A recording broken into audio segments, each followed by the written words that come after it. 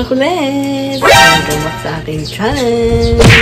Yan. So ngayon, sobrang init na naman. Siyempre, nothing's new. Gagawa naman tayo ngayon ng ito yung ano na, normal na mango graham shake. Kasi galing tayo ng Zambales kahapon, di ba? So marami tayong mangga. So magme-mango graham shake tayo. Tapos meron tayo nitong buba. Ito yung normal na buba na yan. Niluluto ko na siya para sa ating graham shake. Tapos yung kalahati niyan, gagawin nating sago palamig. So, yung ating mango graham shake, hindi masyadong makrush ng ice. So, half crushed, half may buo-buo ng konti yung mga kulit. So, see you later mga kulit. Grabe init. Ang init.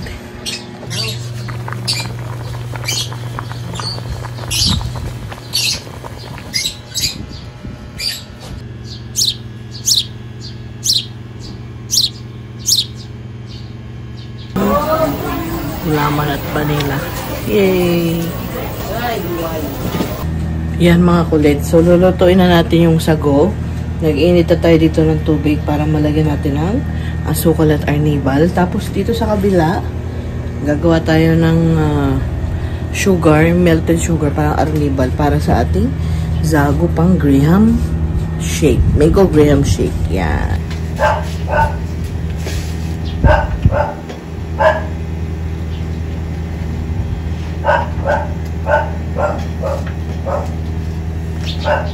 Lagyan natin ng vanilla. Malaking vanilla na yung binili natin sa palengke. 45 pesos yung ganito kalaki. Kasi feeling ko sa sobrang init ng panahon, lagi tayong magsasago. Yan. Tignan lang natin. Brown sugar talaga yung ginamit ko. Yung dark brown. Ito. Sa palengke, 45 pesos ang kalahating kilo.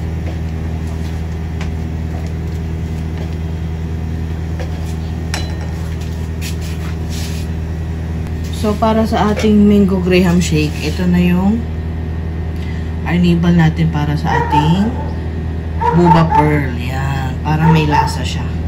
So, tapos na natin gawin yung sagot gulaman. Dito naman tayo sa mango graham shake natin. Yan. So, nag-slice ako ng 2 mangga. Yan, matamis to kasi talagang matamis yung mangga na nabili natin sa Zambales. So, let's start. So, ilagay lang natin yung mangga dito sa ating blender. Yan. Tapos, lalagay lang tayo ng condensed milk. Yan. Importante naman talaga matamis ang inyong mangga kasi para madaling maging lasang mangga yung inyong shake.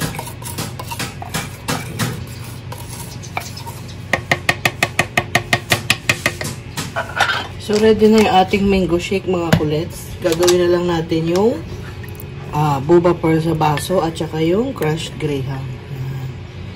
So, ito yung ano na, timplado na boba pearl.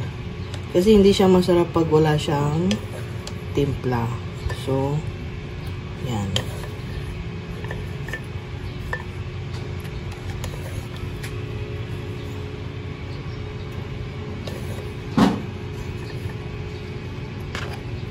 Tapos, maglalagay tayo ng ating shake.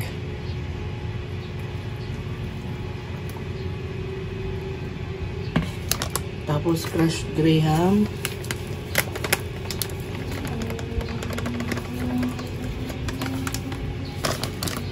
Yan. Tapos, shake ulit.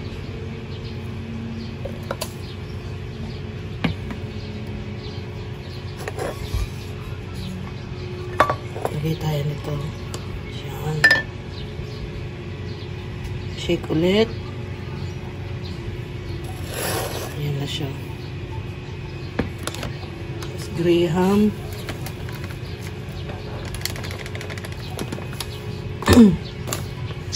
Tapos shake.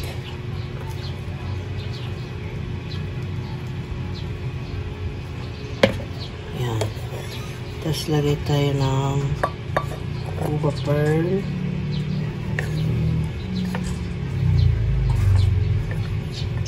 Tsaka ng mangga sa ibabaw.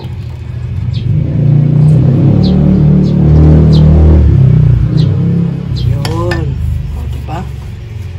So, meron na tayong straw. Tapos, ito yung ating sagugulaman. Yan. Lalagyan natin siya ng gulaman sa ibabaw. Yan.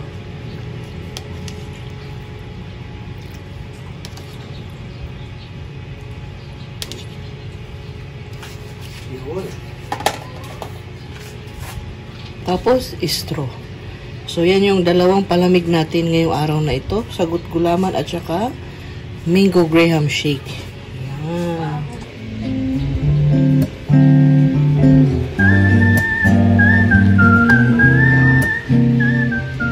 Titikman na natin yung ating palamig ngayon. So, dito siya sa mango graham. Yan. Dito ka.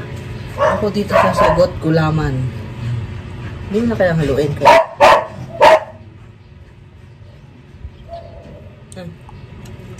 Kulang pa sa lamig kasi hindi pa lumalamig. Ano nasa? Kulang sa lamig. Kulang pa sa lamig. Kulang sa yelo. Ito, dapat marami yelo to.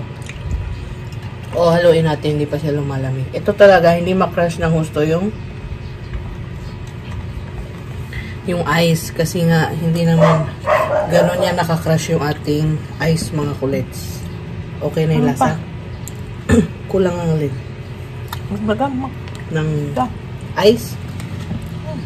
Dito, dadagdagan daw. Pero nakikipapamantungan.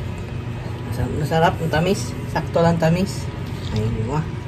Ang ating number 1 suki. Ito. Grabe init. Ako parang matamis. Ha? Parang matamis eh.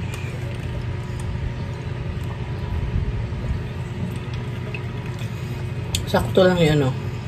Straw. Yan ang makulits. Mga kulits. Tapos kukuha pa ako ng isa.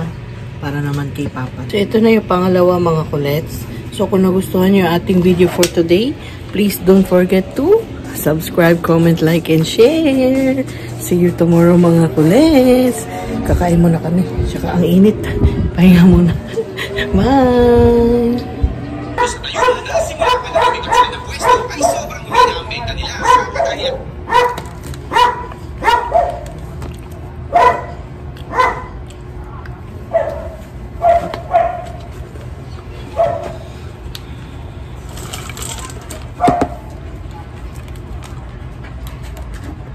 Pero kapag na tamis at alat.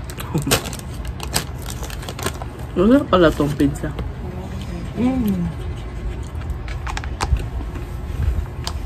Ano ba?